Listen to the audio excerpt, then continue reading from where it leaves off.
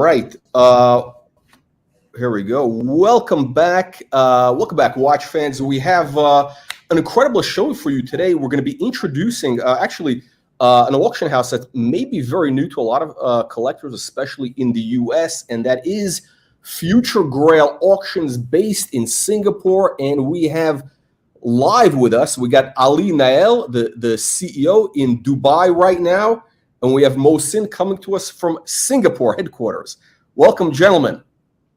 Thank you very much for having us today. Thank you so much. Absolutely, guys. So Ali, you're in Dubai right now for the preview, the auction preview, and this is of course going to be. We're going to pop this up on the screen.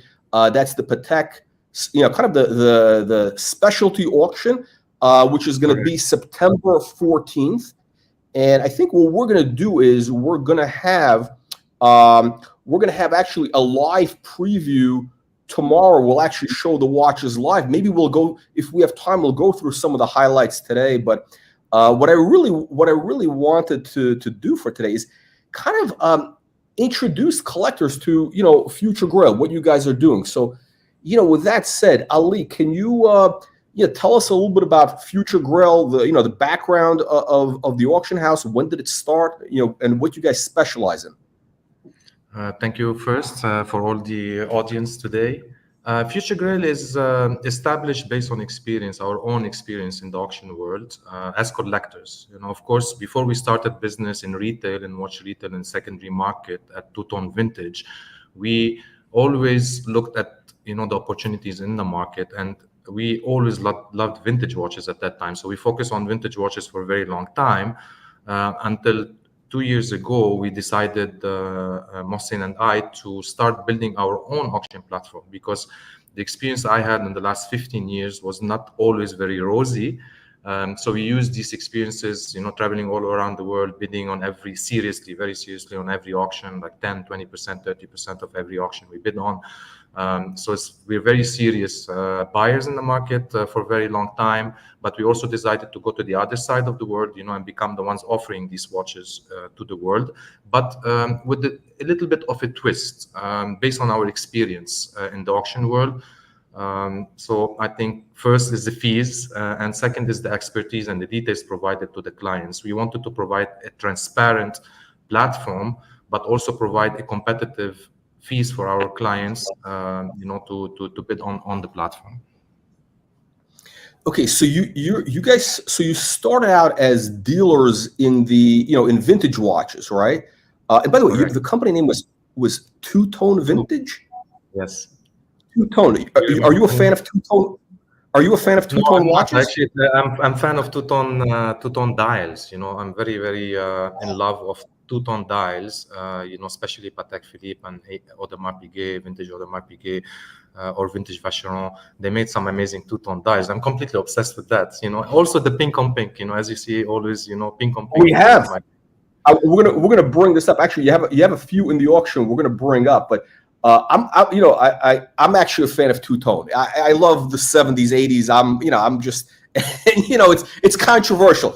Two-tone is controversial. So, gentlemen, by the way, before we get started, since this is a watch channel, what's on your wrist right now? Oh, that's an interesting question. I have a 25, 26 in platinum. So an automatic with the caliber 12600 automatic. Made in platinum, very rare watch, and I love it. Very nice, very nice. And Mohsin, what do you have? It's late at night. It's 11 o'clock Singapore time. Are you wearing a watch? Yeah, it's just about nighttime over here at Singapore. So I've not got anything on my wrist currently, but earlier in the day I was wearing a beautiful vintage Vacheron from the 60s in a gold case. So I of course look. I just realized it's it's a Patek themed auction, and I actually you guys are in Dubai, and this is why the travel time, the Patek, the 51, I don't know if you can see the 5134, very is it 50, the travel time, very useful, very practical for these things. And I even have the strap, we got very Dubai colors, the green shark skin strap. I think one of the most beautiful watches made are the world time and the travel time. Patek made amazing, and other brands made amazing watches. Okay. By the way, we're going to have some live guests. Actually, not guests. We're going to have some people watching live. So we may have questions from the live audience. Memovox, I guess Denmark. Good day, Memovox, one of our members of the channel. So guys, with that said, so you started off as dealers, two-tone watches, vintage watches. And now, was there a specialty in terms of what did you guys specialize in when you were dealers, and has that transferred over we to were very quickly recognized as top dealers for vintage watches. Of course, in Asia, we position ourselves in Singapore. We lived in Singapore for a very, very long time before that. So we were quite established in Singapore market and quite established as collectors.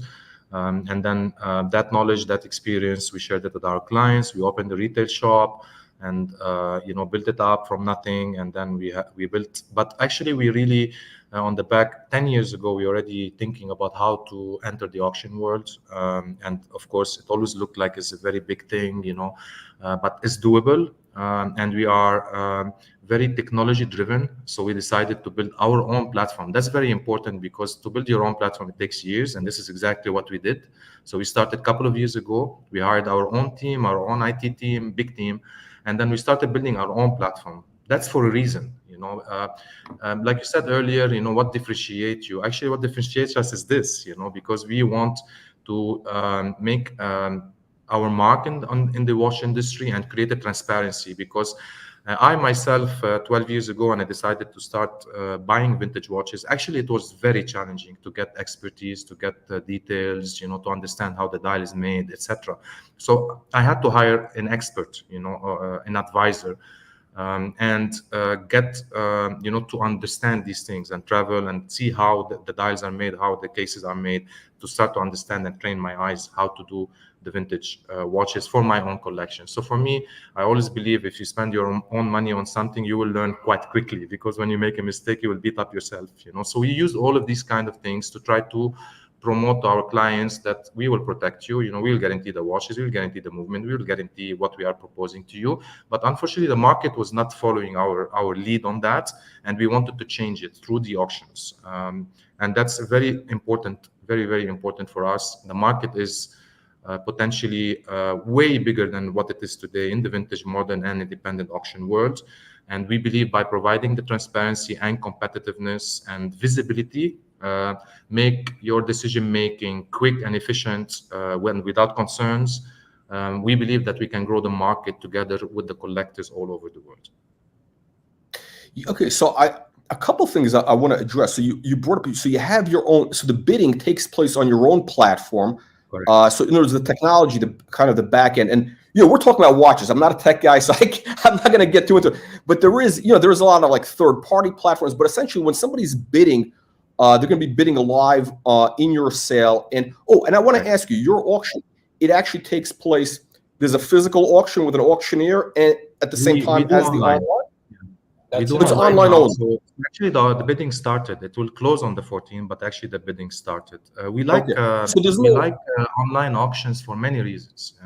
But of course, it's coming. The live auction is coming with a twist. We already built it, but we just don't want to launch it yet. We built a lot of technology that we don't want to launch yet. Everything in the right time will be more useful in a way. But I think Mohsin can share with you a little bit about technology, because we believe technology, even though it's not recognized today, or is not, let's say the use case is not as strong, it will provide a huge opportunity for the market. Maybe Mohsin can give a little bit about our technology as well. Yeah, absolutely. I think just to build on what Ali said is, we wanted to be future-proof and future-ready for the business, which is why we didn't want to rely on any third-party vendors or applications. So the platform that our auction is built on is completely proprietary. We've developed it ourselves with our Center of Excellence team. We have all of our developers in-house. And this really allows us to have an edge over others because we can rapidly innovate. We invest a lot in research and development, and we have a vision of where not only watches, but alternative assets will be, 5-10 years from now as we move to a more, digitized world. So that's been really, really key for us. And it also allows us to be able to basically roll out more enhancements, new features, and just continually improve the UI, UX, and overall customer experience.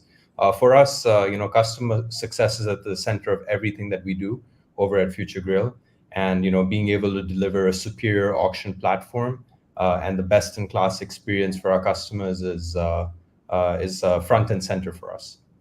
And actually, if you think about it, the code developers are the market because they're the one providing us feedback on our first auction, our second auction, our third auction. Now, this is actually our fourth auction. And by getting all this feedback, we take it extremely seriously. Anyone can message us and give us feedback. I have a problem. I have that. They will get an answer within 5 minutes, and maybe the issue will be solved in 10 minutes. But if you rely on a third party, you might take you days to solve the issue, which we saw before in other examples. I think you might remember what happened in May as well.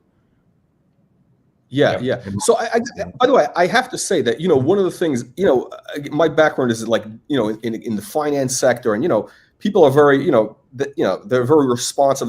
Everything moves quickly.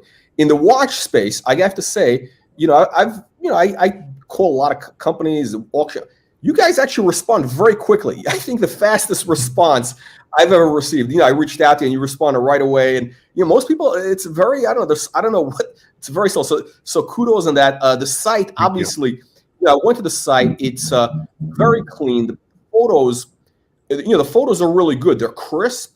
I can see the details. They're unedited, and that's very important for us. Of course, we do dust cleaning. These pictures are unedited. They shot one time, one shot, no editing. We try to do formula, like shoot all the pictures consistently and exactly how they are. Of course, different lighting in the sun is different than indoor in the dark space, but we try to present the watches as they are. Yeah, I think that's, it's very important because, listen, at the end of the day, if somebody's buying, especially with a vintage watch, they don't want any surprises. You're buying online, you want to see what you see is what you get. I think that's what, people really want. The photos, they look very, very honest, so it's, let me zoom in here. We got also complement that with the condition report. Actually, also the condition report is very clear. If the dial has been cleaned or restored, which is actually most of the watches, most of the vintage watches there are, we say it. Of course, there's difference, in restoration, difference in cleaning. This is a job that we will continue to do. We will provide a lot more information to the market about the state of preservations of the watches, but. And these condition reports are not done only internally. We have watchmakers, we have Mr. Arnaud Tellier. We also use third parties like Tortellas and Sons. We ask our experts that we appreciate their opinion. And if you have any change in opinion, even in the middle of the auction running, we will immediately change the condition report. I think transparency is key. Transparency is key, and you have to act quickly. You don't like sell the watch and after that you say, oh, I discovered, no. If it happens around 1 hour before the auction, we're gonna do it. So real time. I mean, you're really okay. So basically, you're kind of like a modern, market-driven, modern auction house. It's sort of like I think a lot of for the client. We're client-driven, customer-driven. What the client wants is what they will get from us, not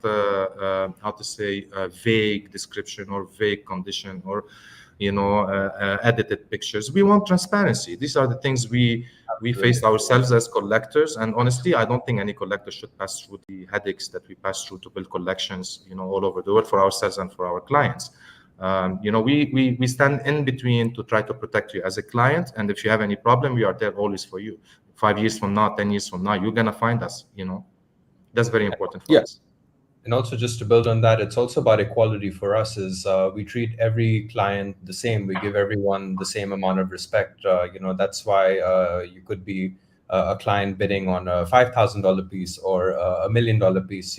Everyone will get the exact same amount of respect, equality, and the response time will be the same for everyone. That's really, it's all about equality and transparency for us, and putting the client front and center. That's really what it is. When we started Future Grail a few years ago, initially our motto at that time was for collectors, by collectors. And I think that's very much the same as it is today, even though it's not our slogan, but it's very much our ethos. It's at the center of what we do. Yeah, exactly. And listen, at the end of the day, the transparency, I think it's very good for the market because look, the more confidence somebody has, in the watch, the more aggressively they're going to bid.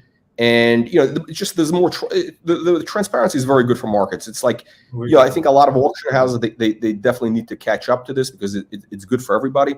But now I want to actually start off. Now we talked about a little bit of how you guys started. Now, how did you actually, both of you, and then we'll talk a little bit further, but how did both of you get into watches? Like Ali, you want to go first? Like, were you always into watches? What was your first watch? Yeah, what do you collect yourself? I started collecting 2008 modern pieces, then moved to independence around 2011. Quite aggressive, I work hard and spend my money on watches. That's the reality. But back in 2012, I started to get, like really, I need to go into the vintage. I love them, I like them, and I'm from childhood. I'm like stamp collector, coin collector. So I like old stuff, and they connect with me. And the modern pieces, I was actually not really wearing them, because the office suits, etc. And then I started buying vintage. Like I said, the most important for me was to build a resilient collection that I know exactly what I'm buying. Now today, our aim always, and our release on our website, is not only to create equality, but to make informed decisions. For me, information is knowledge, and making informed decisions, whether the price is $1,000 or $10 million, you have to make an informed decisions. And no surprises, like you said. You don't get to watch and get surprises. You know exactly what you're buying, happily, and you'll be, I'm sure, quite impressed when you receive the watch. So we under promise and over deliver. We hope to do that all the time with our clients. Okay, Mohsin, how about you? Well, how did you get started collecting? What do you collect mostly? Now I'm a little bit younger than Ali. So when I first started collecting, I was collecting more modern pieces. I think it was more. My first watch was a Rolex Submariner. The first paycheck I ever got when I was 22 years old. That's the watch I went in. How it works. My modern collecting journey stopped pretty abruptly because when I met Ali about 6-7 years ago, I said, okay, I think there's something going on with vintage that I really need to pay attention to. Since then, it's just been a completely different perspective and approach to watch collecting ever since then. For a guy my age, if you ask me what I like collecting or what do I really like, I'm heavily into pocket watches, these days. So, Interesting. so that's something that, as a collector, and when you're looking at things. I want to ask you about that. This guy here is saying his fault, so I'm going to put him on the screen. Mr. Anatoli, I started collecting pocket watches 7 years ago very aggressively because I really, really fell in love with that category. But we grew our collection tremendously, especially with the age, like 18th century, 17th century, is actually because of this amazing gentleman, the ex-curator and director of the PATEK Philippe Museum, who is on our team, Mr. Anatoli. I love this guy because he's a walking, talking encyclopedia. Hello, Arnaud. Hello. Hello. Arnaud, hello. Hello, Arnaud. Okay, Arnaud. Good to meet you. Well, we got a lot. Ali, at first I thought I was only interviewing you. Now we got the whole team. So I wasn't even prepared. You can ask Arnaud. And tomorrow, tomorrow we're going to do part 2, and we're going to do a preview of the actual show, the watches. And we're going to have a lot of questions for you. Maybe you can tell us about some of the pieces. Actually, if we have time to, I want to actually, should we maybe pivot to a couple of the special highlights, and then we'll go back since we have you on the screen already, Arnaud. Actually, Arnaud, I wasn't prepared for. I didn't know you were coming on today. But now that I have you on the screen, tell us when did you join Future Grail, and why did you decide to join Future? Because again, you have a lot of options, right? There's a new auction house. What do you see as the opportunity here? Okay, John, Ali and Mohsin, more or less 18 months ago. Personally, I am a watchmaker, specialized in the restoration of antique watches. Now I am 57, and it is now half century. I want to be watchmaker from the age of 7 or 8 years old. Okay, I do that. After I start to work with an auction house in Geneva in 1990 until 2000. And after I established the PATEK Philippe Museum in the year 2000. And I ruled this department of the company until 2012. And after I become independent, and I joined Mohsin and Ali a few months ago. It's about the philosophy of Ali, about collecting, the way he wants to collect, the way he collects the watches. And I jump in basically to do and to help him to increase the collection, of course, of Patek Philippe vintage watches, but also pocket watches. And now we develop a huge collection of antique watches from the 17th century to the 20th century. Okay, I want to get into that in a second, but I didn't know. So you actually established the Patek Museum in Geneva? Yes, I was the first curator. I work closely with Philippe Stern.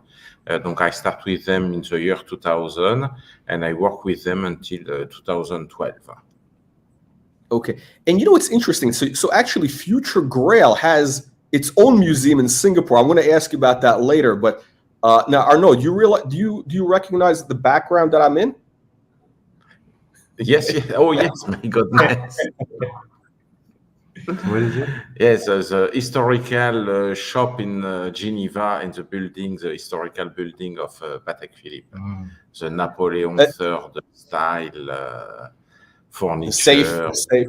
Yes, the safe and all of that. Yes. It's a virtual background. I'm actually not at the Patek Salon, but I was there. They that was very nice. I walked in. They gave me a little cup of espresso, and I thought it was a cookie. We had a Patek logo, but it was actually a piece of sugar. It's stamped with a Patek logo. I thought it was a chocolate. I thought it was a chocolate. I ate. It was like I should have kept it. I probably could have sold it on eBay because anything with Patek logo is highly collectible. Okay. But what is really interesting to work with Ali, it's especially because he's really in love with watches, with antique watches. And in fact, the museum is established in Singapore. It's like the Patek Philippe Museum in Geneva.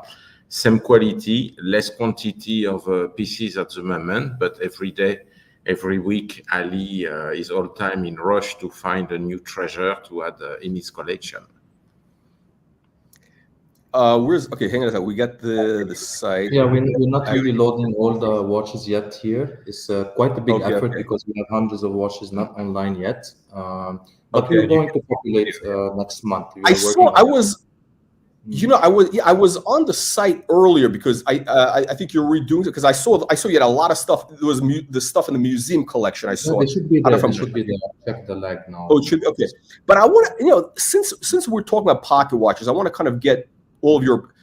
I'm actually surprised, Mohsin, that you said that you're interested in pocket watches, and lately I've been kind of thinking, there's so much value. I see so much value in pocket watches, and it's the only issue that I have personally is how do you wear it, because technically you need a vest, or you need it's kind of like, and I want to use it, right? So, but I know like people put it on a stand. Patek makes beautiful, the handcraft line. They do the beautiful stands. Tell me what do you guys think? What is happening in the pocket watch market? Is this sort of are there more collectors discovering this? What's going on? I think you can imagine this beautiful space behind you. Okay, imagine you put your own cabinets and you display your own watches. Let's call it your man cave. We all dream about our own rooms. If the wife allows it. But let's say you have your man cave and you would like to. Watches is more than flexing for you. Watches is not about showing off. These are true collectors. Actually, they can be very young. The trend in the pocket watches today is different than 20 years ago. 20 years ago is mostly older generation. Older collectors, but today is all young collectors that understand, the mechanical, mechanism of the movements. They read a lot. They're much more fast and educated, but they also see the value. Of course, like you said, they're so undervalued. that a lot of interest is in the market today in pocket watches, but maybe because some of the other pieces, wristwatches, became way too expensive and overvalued in some segments of the market, that created a huge interest after the COVID in the pocket watches. Of course, we started before the COVID. We started like 2015, 16 to buy pocket watches. And I started only to buy time-only pocket watches because I was only comfortable with inspecting the dial and the movement of a time-only pocket watch. But slowly I started to get into complication and expand and learn. So I think, again, is knowledge. As far as I know, we only buy what we are comfortable with. Most of the people will push the other segments because they don't have enough visibility or time to educate themselves on that segment. So of course we will provide you that shortcuts, to say we're available around the clock. We advise collectors all day long for free. Can I buy this? Can I buy that? What do you think about this dial? Is it restored? That case, that movement is part of our daily life, and it's not about commercial. We're not very commercially driven, as you see from our fees. It's only 5% buyer premium.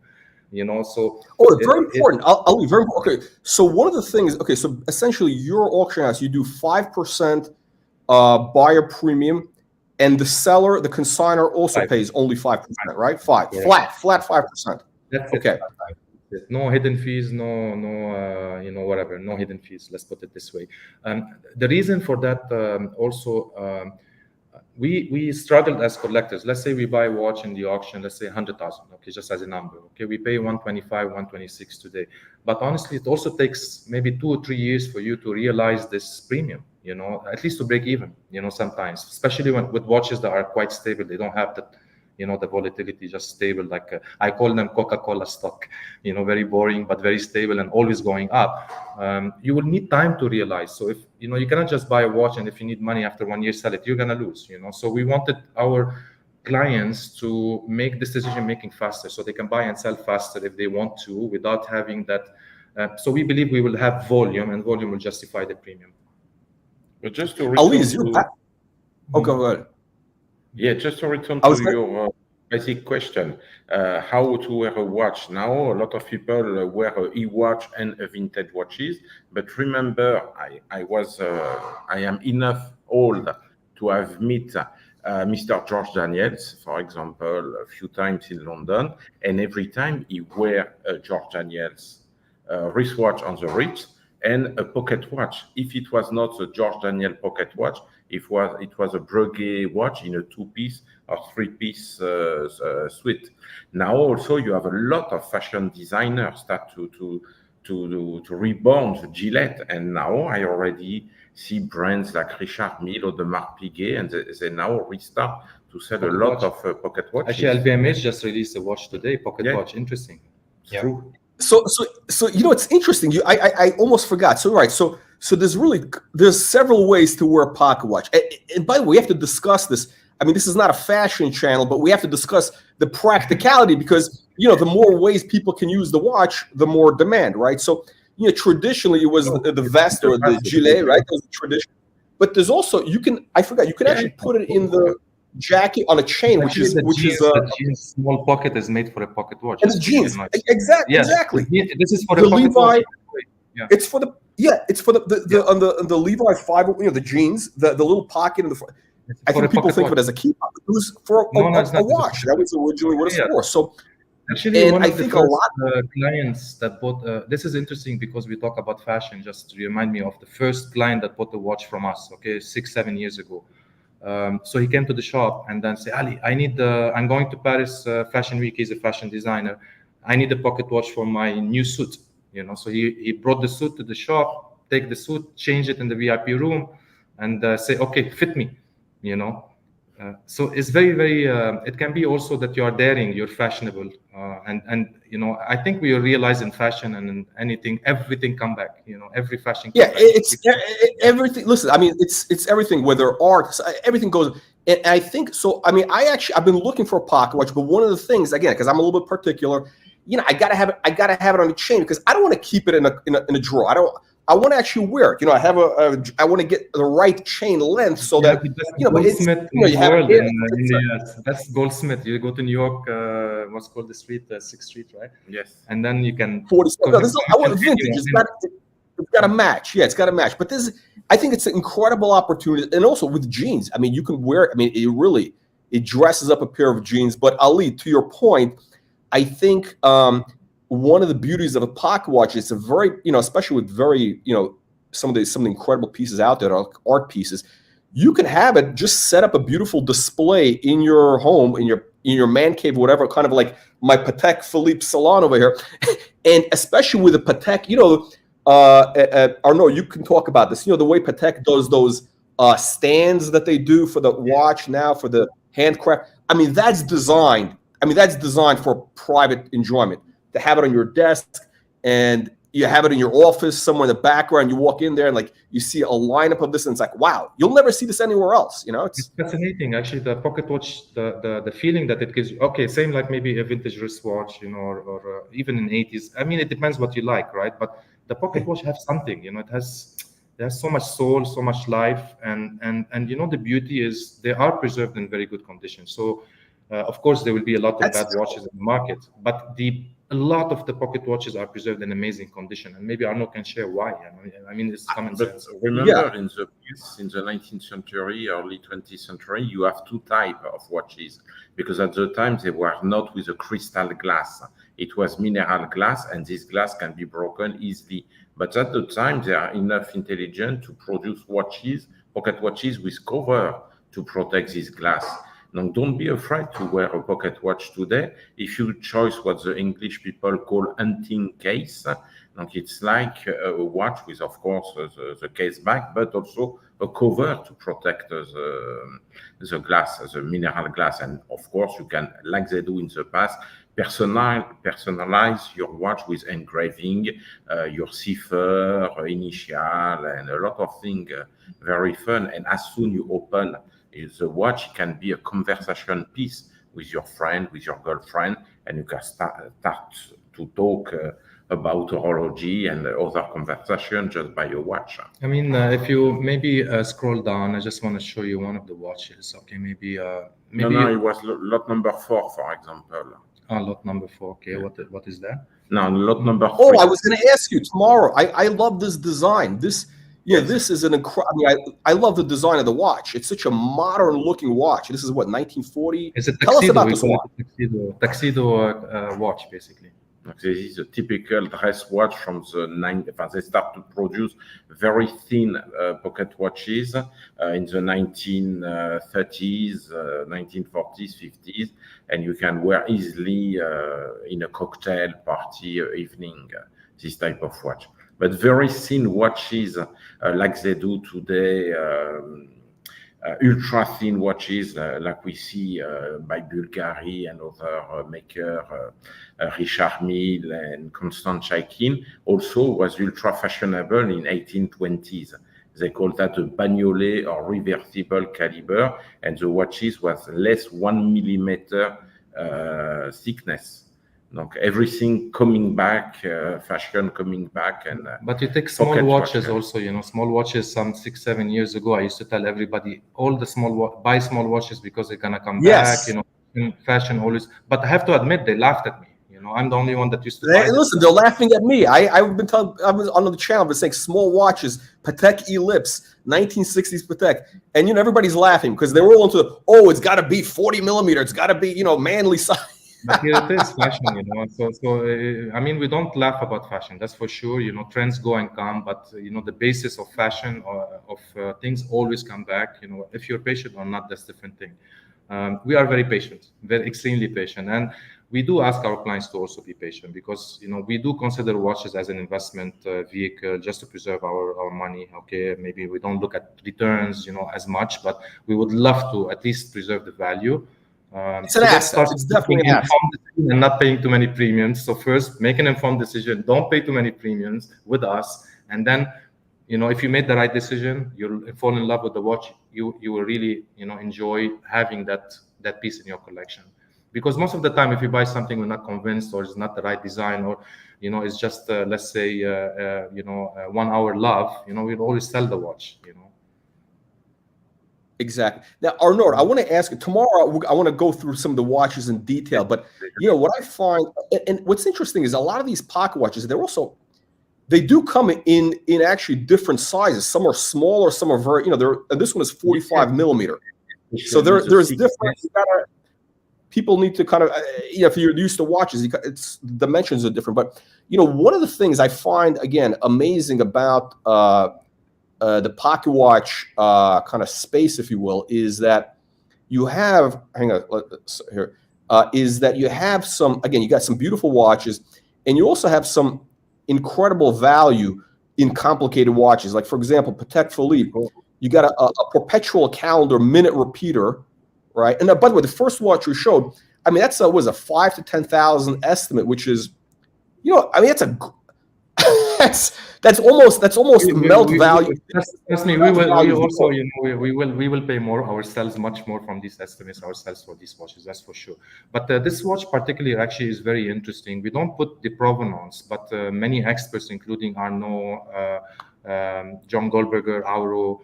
Many other experts confirmed to us that actually this watch was made for Peter Knowles. Maybe you can share a little bit. Yes, the American from Danish origin designer, and this watch was made in fact in 1962.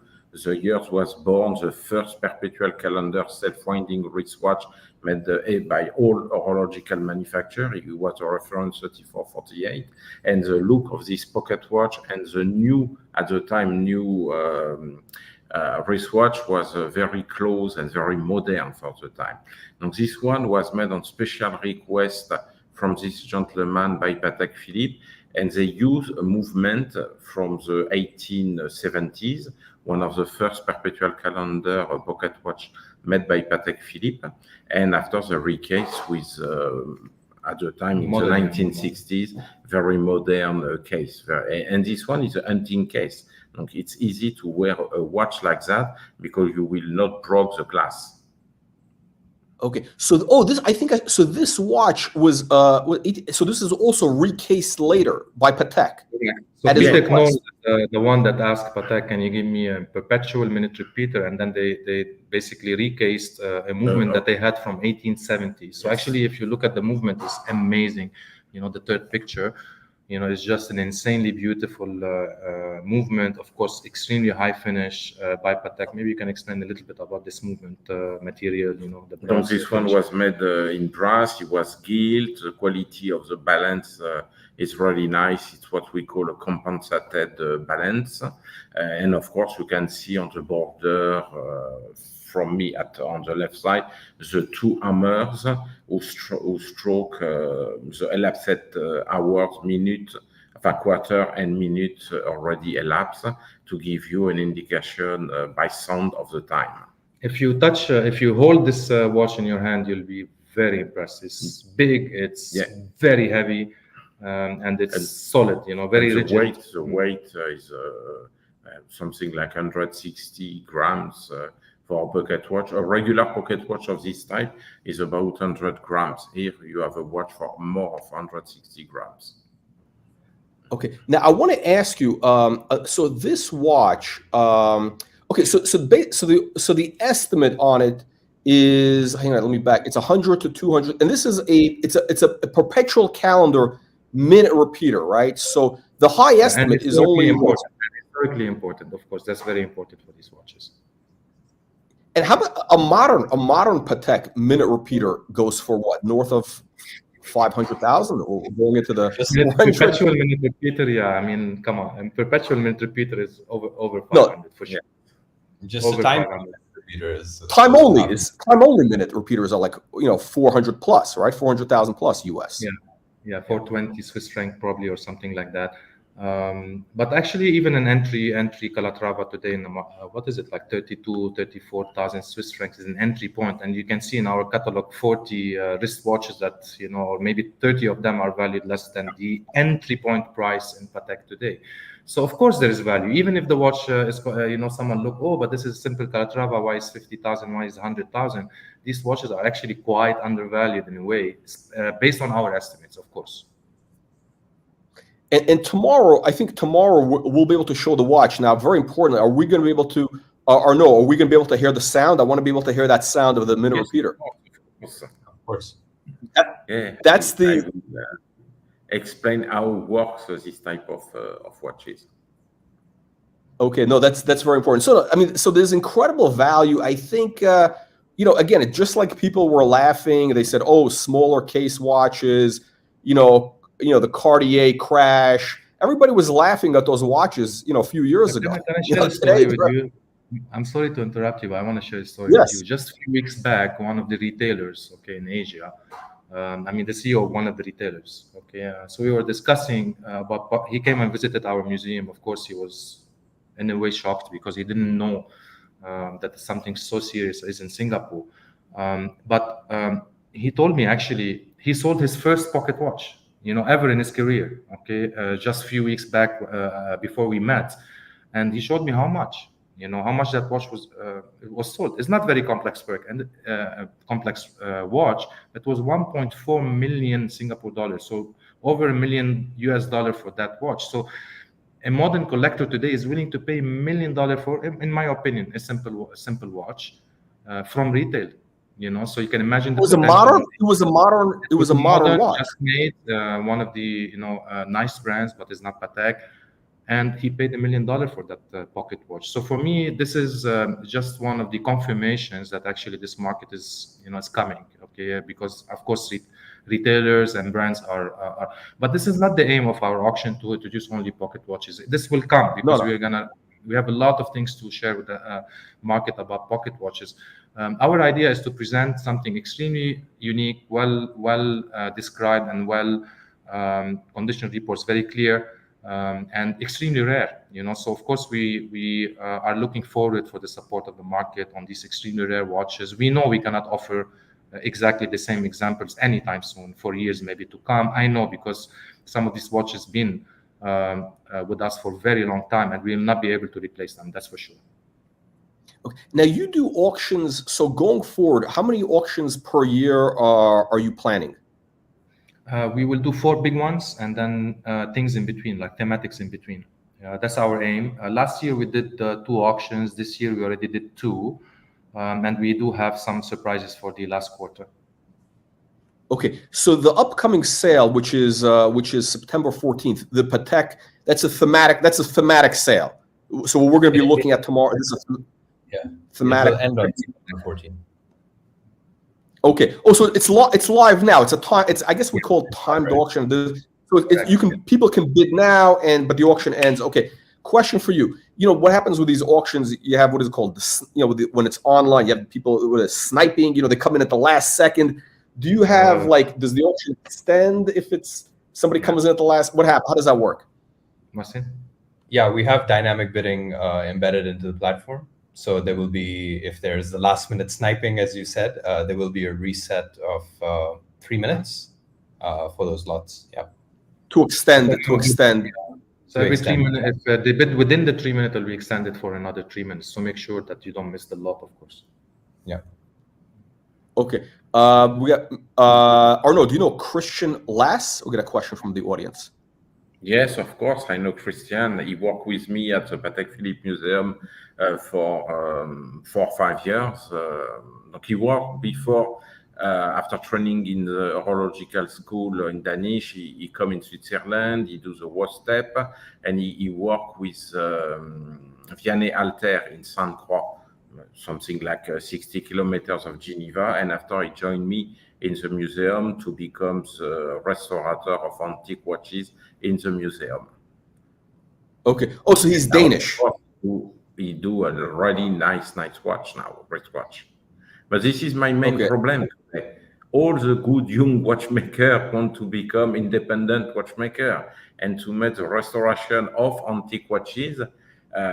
It's difficult to get. Of course, there is thousands of watchmakers, but if you specialize, especially in high quality pocket watches and complicated pocket watches, you have to know properly and to understand the mechanism, of course. And now I have to go to see people from 65 years old who take retirement from great manufacturer like Patek, Vacheron Constantin, Audemars Piguet, and they are in retirement and they do 1 or 2 pieces each month for me. But no more the young people. They all want to be independent watchmaker. Just to clarify, restoration doesn't mean restoring anything in the watch. It's to service the movement to the highest standards. Because of course we cannot entrust any watchmaker with such historical pieces. So of course we have to be very, very selective. And of course, there is no spare part available for this type of watches. Also for vintage watches, there is a lot of spare part not anymore available to restore properly a wristwatch. And you have to go to see very good and talented watchmaker to do that. So they're all becoming independent and creating a problem to preserve old watches. Yes, but okay, we have our own watchmakers, and then sometimes we have something that is let's say historically significant. We will look for the old people, that actually handled these watches 30, 40 years ago. Now I want to ask you. So right now this is a thematic auction. Do you going for the bigger sales that you're going to have?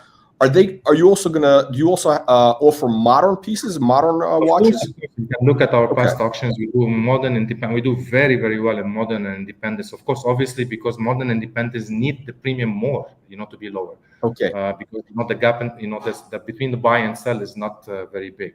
Vintage watches can afford 20% or 25% premiums because they're difficult to find. There's a lot of effort to secure these pieces, maybe a lot of travel, convincing, family heirlooms. It's a lot of work to find these pieces. But for modern pieces, I think the fees need to be low because, the gap between buy and sell shouldn't be so high. So of course, this is why our clients are so happy with our first few auctions with the modern and the independent. The prices made exactly the market value, but the sellers put all the money in his pocket, which should be the case. So we'll talk about independent. Sorry. There was a question coming through, I think. Okay. But when Christian leaves Switzerland to going back to Denmark, he leaves Switzerland with a truck of tools, of machine. He arrived with a small wallet with everyday classical tools. But when he's going back to Denmark, he has to have a truck to make the transportation of all his tools and machine. It was crazy. Good.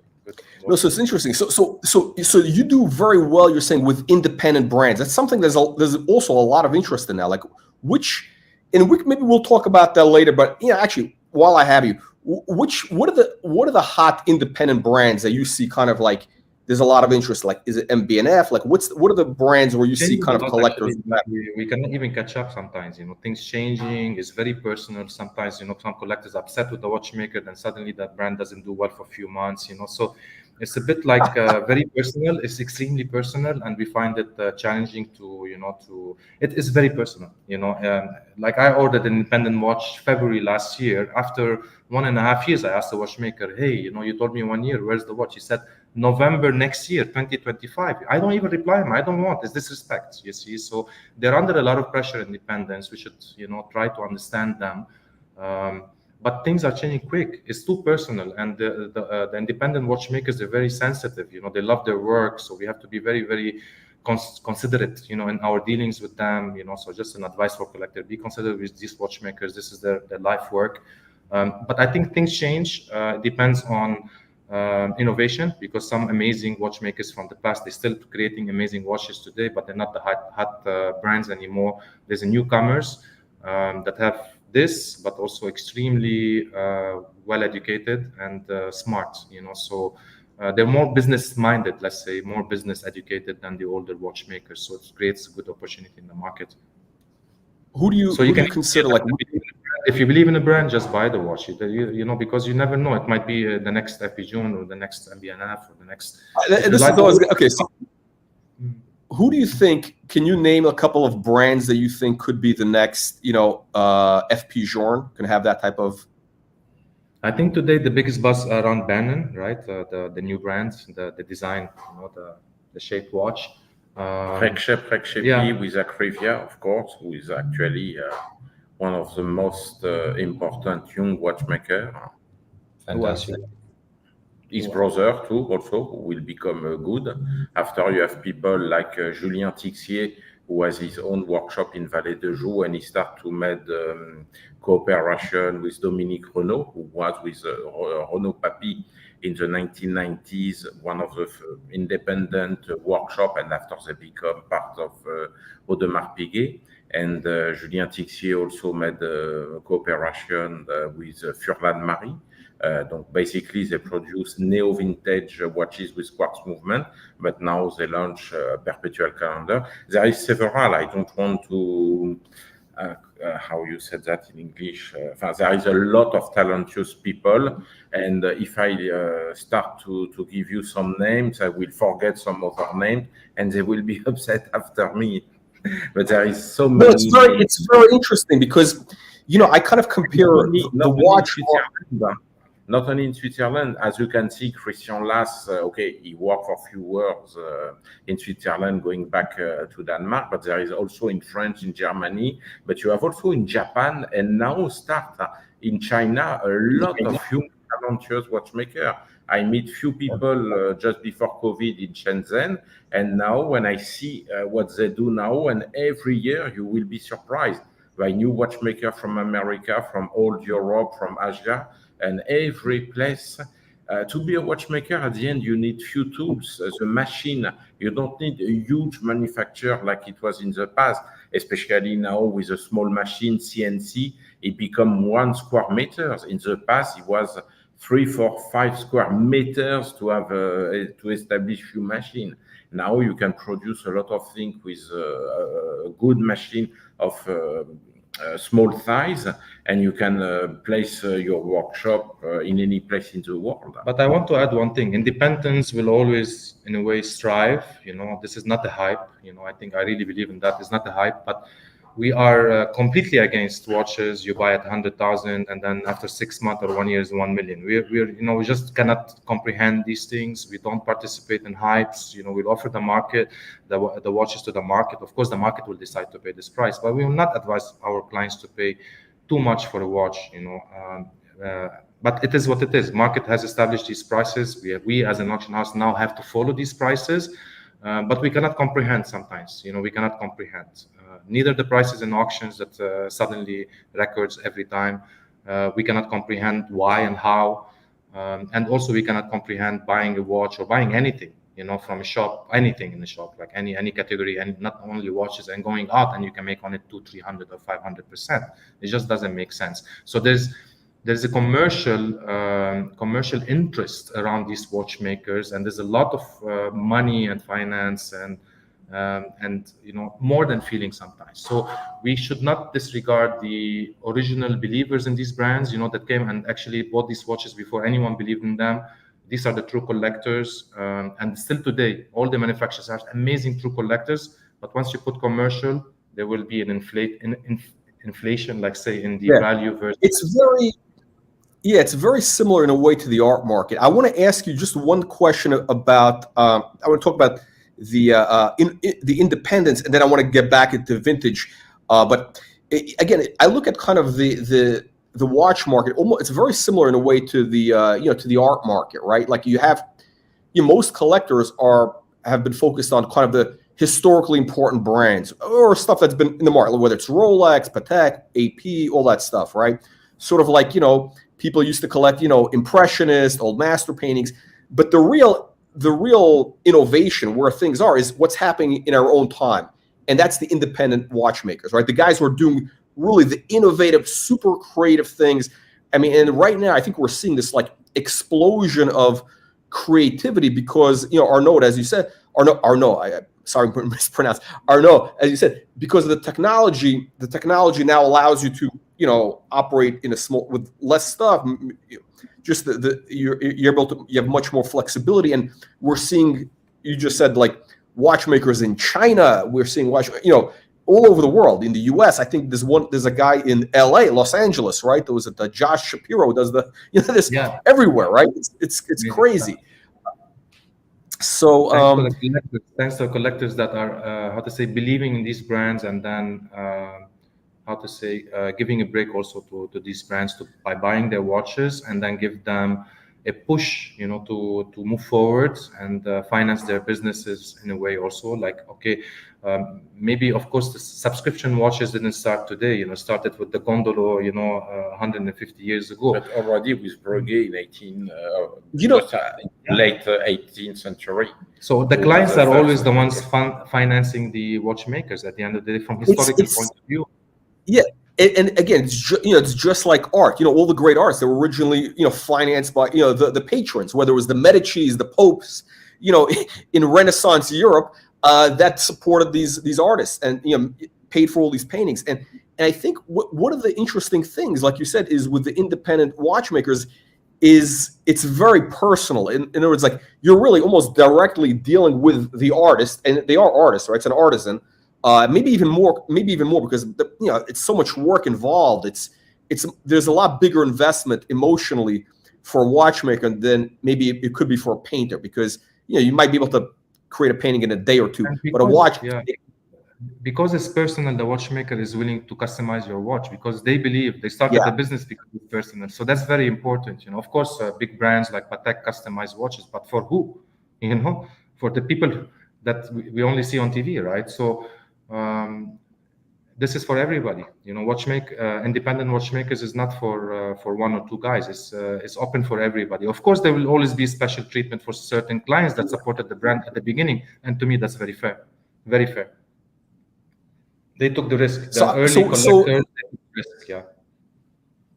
So speaking about the trends in the market, I think we have to do another interview later about the independent brands, because that's a whole nother topic, fascinating. But again, back to vintage, because I want to ask you about trends in the vintage market. What do you see happening? One of the things we mentioned was the topic of restoration. I want to maybe address that for a second, because that's been kind of this controversial thing where there's been watches that popped up in the market that they were restored, the dial, in the car market, in the collector car market, it's accepted. There's $20 million Bugattis selling, and we have records of it was restored, this was restored, it was repainted, everything was done, and people accept it. They love it because they want to drive it. With watches, I want to wear the watch, I want to use the watch. Why do people have this issue with restoration? And give us your thoughts on it. What are the issues that people need to look out for, and how is it going to change going forward? Like what's going on? I think it's all about again, access to information, that we discussed earlier. I think restoration is very good. It's a good thing, but how it's done, the problem is, how do you tell if the restoration is conservative or invasive? Actually, there's words we use, experts use together when we talk to each other, which is conservative restoration, conservative cleaning of the dial, or invasive, means the whole thing is restored and redone. And, actually the Patek watches, for example, or Vacheron, they were made enamel anyway, so you can restore them. They were made to be restored because they're now waterproof watches. They snap back. They knew that the water will leak from the, the crown. They will leak from the humidity. In Latin America was the biggest market. So they made the dials to last forever. This is the gap that we have today in the market, that we need to do a little bit more effort to maybe standardize the things. I made a lot of meetings, by the way, in Geneva with experts to try to get a consensus on my way or my proposal to them as a team. How we can actually create an index of explanation, for all this restoration work. We know it, we talk to each other about it, but there's a huge difference between the word restored in one watch and the word restored in another watch. So how can we explain this to the market, and without having the fuss to, get an advisor, or have, to pay tens of thousands of dollars for someone to advise you, or go travel to see the watch? We want to create an index, like a proper standardization. Index. There has to be standardization. How can you grow the market? Yeah, we cannot grow the market if we don't standardize it. And everyone is trying to keep the knowledge for themselves, and they don't want to share it to the others. And then the market is not growing. I think it's quite bad for the market. We have still.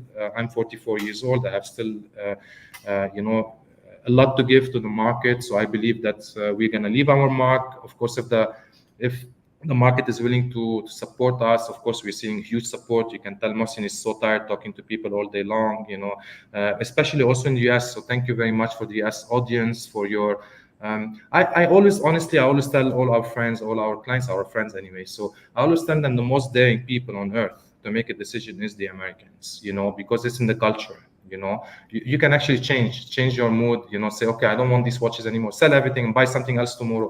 This is not available. This is not the case in Asia. In Asia, no one let go of anything.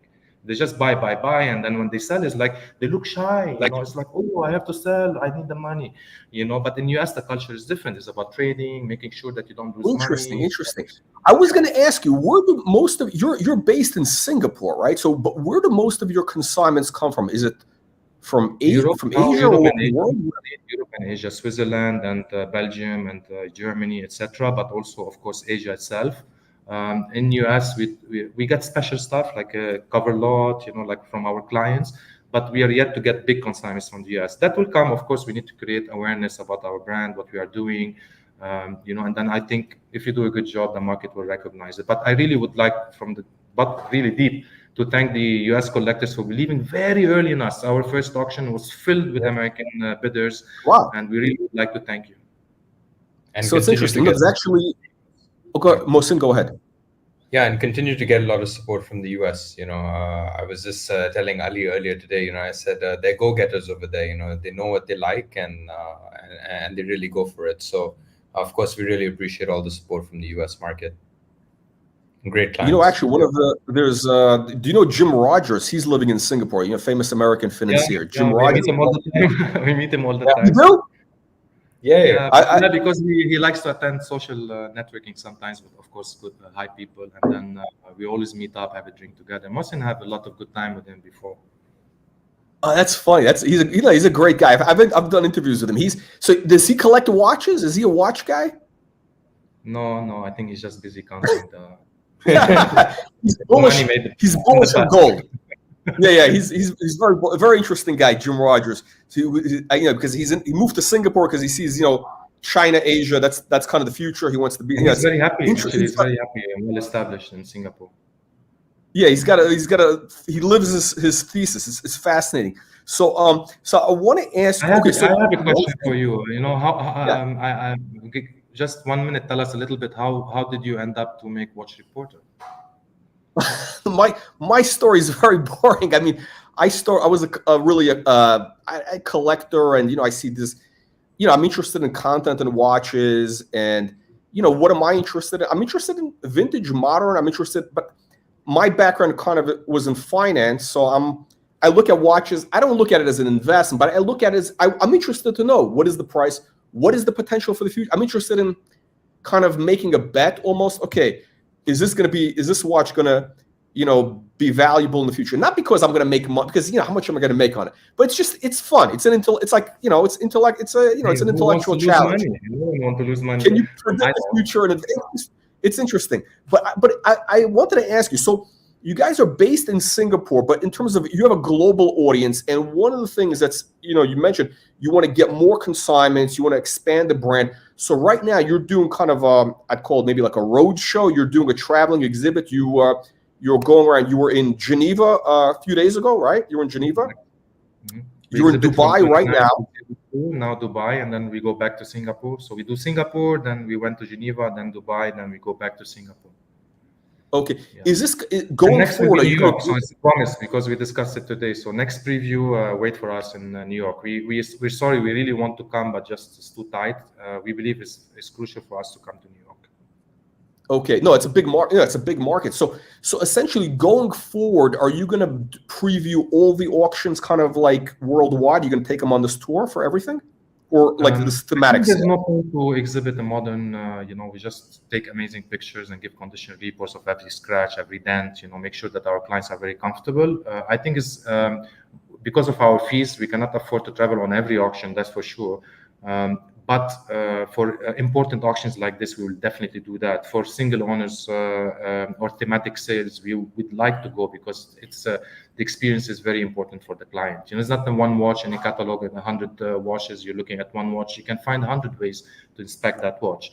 But this is, you know, this is really a historic. In our opinion, these 50 lots are a historical sale or the start of our history. I think so tomorrow. Yeah. Go ahead, Mohsin. Previews. We also want to do exhibitions. You know, so of course the museum that we have in Singapore, you know, there's quite a large collection. I mean, you know, pocket watches alone, I think we have 155, 160 on display. Wristwatches, only on display, yeah. Just on display, and then wristwatches, of course, in the hundreds as well. So we want to do exhibitions as well.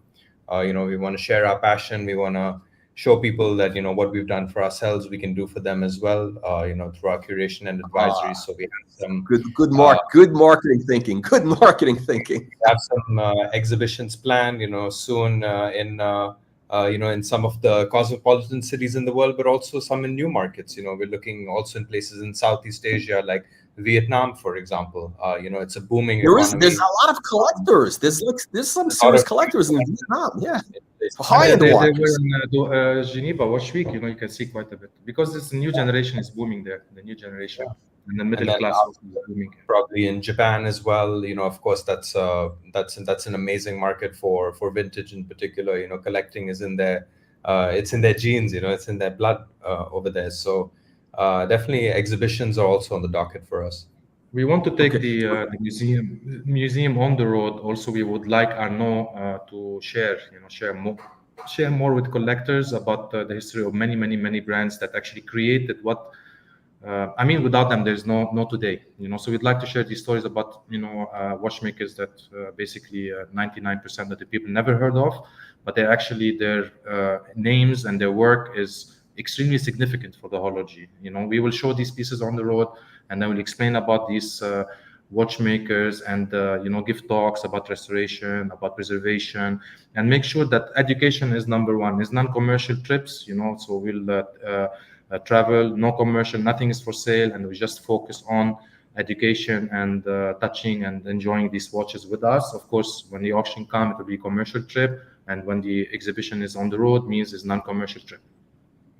No, that's actually very, very smart, because the name of your auction has this future Grail, and when you do these exhibits, kind of like the Patek Philippe, the big exhibits that they do, the big thematic, like the one in New York, London, whatever, that gets a lot of, it's a, you do like a museum quality show. You rent a space, you do a museum quality show for a week, and you can develop, great relationships with, collectors will fly in from, all over the U.S. or wherever, and yeah, that's actually pretty interesting. Very, very interesting. You guys have a lot of interesting things. So I want to wrap up two last questions. Tomorrow we'll show the live auctions. So in terms of the trends you see in the vintage market, we talked about the restoration things. It's definitely like, your condition reports. You're very transparent. You disclose exactly what's going on. What are the big trends you see happening in terms of where do you see collectors going? Like right now, there's been interest in these shaped cases, the crash, that type of thing. Where do you see things happening over the next 12 to 24 months? For now, the trend is smaller watches and undervalued shaped watches. That's for sure.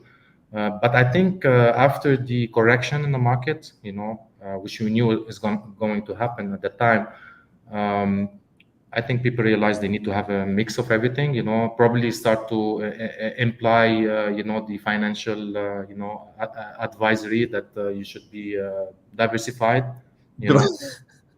So I think a lot of people are gravitating to very rare watches at the moment and very high quality.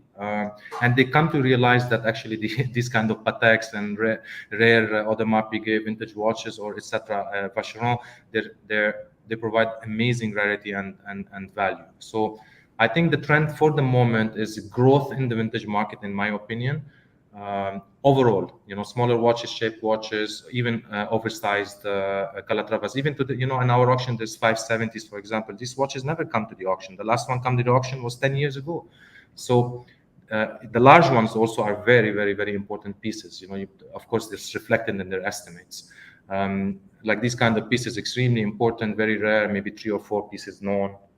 This is, by the way, this is a beautiful watch. I mean, you got some. Yeah, you have some amazing pieces. It's so low. I said, I don't know. I should have put 15 to 25, but let the market decide. Yeah. Beautiful case. I mean, this is 19. This looks like what what's the 34 the perpetual that you have. It's the similar case, right? The Patalon. Same. Yeah, no, for Same. 48, yeah, this is a bit different because this is a two parts case. It's very, very interesting on the side. You can see, the side is very, very weird construction. That's why I didn't make many of them. You can see the third picture on the side. Yeah. It's a very different construction. And this one is 10 years older. Yeah. Okay, yes. So tomorrow we're going to go through this. I want to ask you, but when we talk about vintage, when I say vintage, I mean vintage covers a big, a period of time. Is it collectors? Are collectors more interested in like 60s or 70s? Are we talking about or all across? Like, which time period watches is kind of the sweet spot in the market?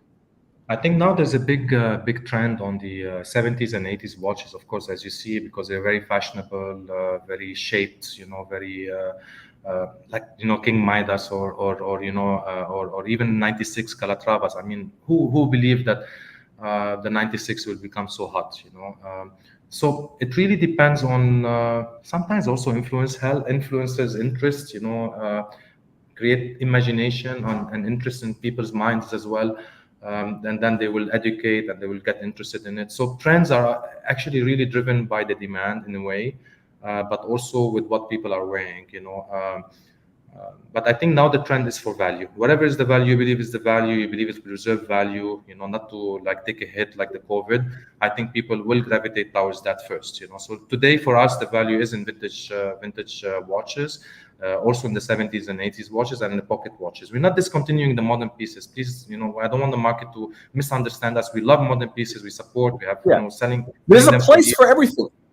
Yeah, yes. There's a place for everything. I think what we are seeing now. People want safe bets. They don't want to take a loss next time. So they're trying to be more, make better informed decision. Like I said earlier, better informed decision. So what is the trend is what the client think is the better decision. Yeah, I would say maybe where it's going is that I think like what happened, there's a lot of new collectors that came in the market in the last like 5 years, 4 or 5 years, right? The COVID, the whole whatever, everything just at once exploded. Maybe the market, I don't know if the market, the collector market doubled in size. I don't know how many more, maybe it doubled in size, but a massive amount of new collectors. And they all start with Rolex or whatever, the basics. They start with the basics. But then once they're in, then they start expanding as their knowledge grows, as they get educated from, guys like you who show them what's out there. What are the possibilities? Because before that, all they know is Rolex. That's what they grew up with, or that's what they see, right? But once you see what the options are, your tastes become more sophisticated, right? It's like, as children, little kids, they like sugar, right? But then all of a sudden they become more sophisticated. They like steak or whatever, right? So it's like we become, so I think there's all of a sudden there's going to be, my opinion is, we're entering kind of, there's guys who are saying the watch market is dead. It's all over. I think we're entering actually a golden age. A golden age of watch. I mean, I'm sorry, there's, maybe not, people are not in the right mood, maybe, but in a way, there's a huge opportunity in the market today. So, all the market come and jump when the market was at the high. So the market is healthy on the high. So all of them buy at the high. Now that everything is at low, no one wants to buy. It doesn't make any sense to me. It's fear. You got to ask Jim Rogers. Jim Rogers will tell you. With media sometimes because they come in the COVID, promote watches and bring it up to the different sky. And then on the first correction of the market, 5%, the market is dead. The market is, sorry for the word. And then, so it's also not sometimes reporting is not doesn't make any sense, No, it's but here's the thing, it's listen, it's like Jim Rogers, he makes all his money by buying markets when they're out of favor. He buys like years before everybody else. 5 years today to buy a Rolex or to buy a vintage Rolex. Yeah, or, crazy. But I think we're right now. I think we're going to enter a golden age for collectors because you have good deals in the market. And you have also a lot of knowledge, a lot of more watches coming to the market across different things. You have these independent brands that are doing amazing things. You got massive innovation with all these crazy new brands. I don't even know half these brands. And then you have people interested in vintage. So it's no longer just what it was 10 years ago. Is just people interested in Rolex Submariner vintage or Daytona. It's going wide. It's going wide. Every collector will change their taste. I mean, look at your collection probably 10 years ago, have nothing to do with it today. So I mean, maybe you keep the watches, but you're buying something different. So for me, a collector journey is based on their own experience. I tell you a lot of one of the most things that upset me in the market. Maybe we can close with this because actually we need to run for dinner. We're gonna wrap up. Actually, we are. A lot of big collectors came to the market. For example, they wanted to buy certain vintage watches, but they were ill-advised, so they exit the market. So again, it's about advice. It's about informed decisions and about knowing what you are buying. If you have these things, well, knowledge is power, and you're gonna make good decisions regardless. Regardless of the trends. This is how I see it. So I always tell our clients from the retail side, of course, now we're an auction house, we're advisors, different. But I always tell them, I'm not going to sell you a watch I'm not willing to buy myself anyway. So, it's very simple. If I'm willing to buy it, I'm willing to put my own money in it. Half of your worry should go away, right? Exactly. So oh, we lost him, I think. We need to change. We're late. Guys, sorry, my screen. I pushed the wrong button. I'm sorry. I was going to ask you the last question was going to be, do you have any favorite lots in tomorrow's sale that you'd be upset if they sold, like because you want to hang on to them longer? Yes, definitely. I think 2/3 of the auction. That's if I want to be fair, okay. But I think there's a few watches I'll be extremely upset. It's one of these, this one, 3448. This is the best example. I've been looking for this kind of quality for over 12 years. So this is really, really one of the best. Not one, if it's not the best, 3448 to come to the market from the quality of the dial and the quality of the case, because it's absolutely stunning quality. And we made passports for it. So this like a full study by Eric Tortella and son to study the whole watch. So we dismantled the whole watch, and it's absolutely stunning. The study is absolutely stunning. Of course, the 2497, the full set is a dream watch. It's my dream watch. I think these two watches are extremely important and irreplaceable from quality and rarity perspective, but you have both. You have the rarity and you have the quality. These two important pieces. Of course, you have a 1463, you have 1436. It's very, very difficult to find these watches. I mean, every watch has some story, and they're all extremely rare. But I really want to highlight the 3448 for its quality. It's an insane watch. It's it's a beauty. So tomorrow we'll see it. We'll do we'll do same time, and we'll figure out what time tomorrow, because we're in different time zones. Hopefully we could do same time, and you're gonna give people an opportunity to hear the sound of the minute repeaters. We'll go through all of that. Okay, gentlemen, I want to thank you for doing this. This is a kind of on a short, we had a short notice. Thank you again. I really appreciate it. Thank you everybody for joining. We'll see you all tomorrow. Thank you very much for your time. Thanks, guys. Thank you very much.